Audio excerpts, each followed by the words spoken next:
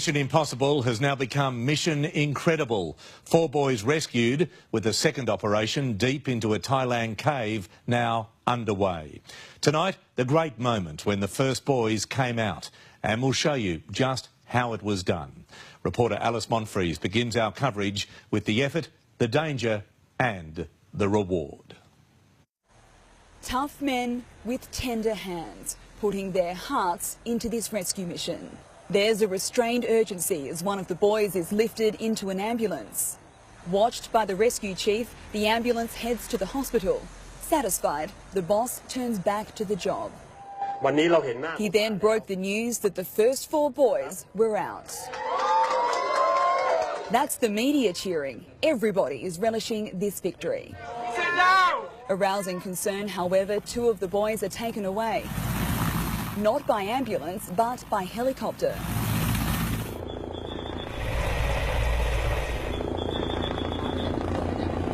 There are fears the youngsters might be in more fragile condition than hoped.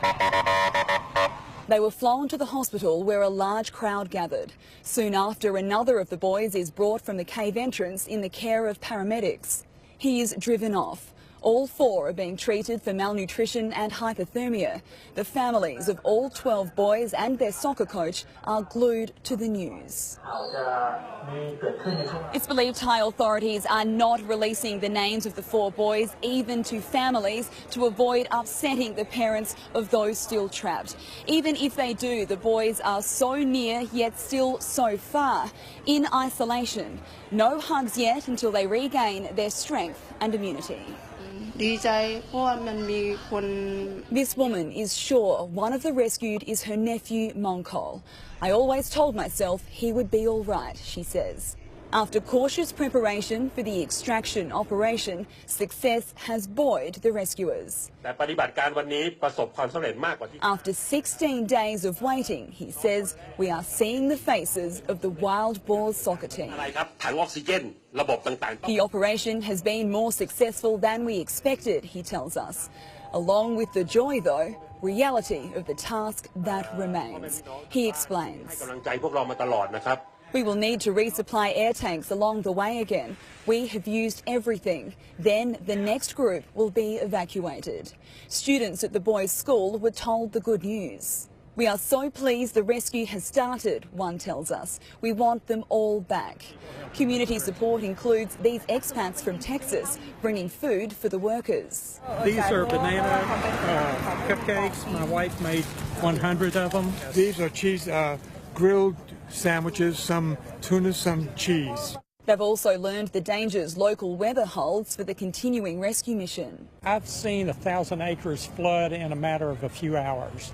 So there's a window here, and they need to take advantage of that. For the rescue teams, like these soldiers, there must be a feeling that nothing they ever do again in uniform will be this rewarding.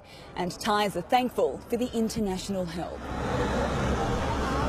Very happy, very happy.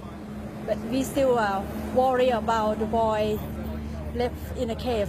4 rescues. This whole nation is watching.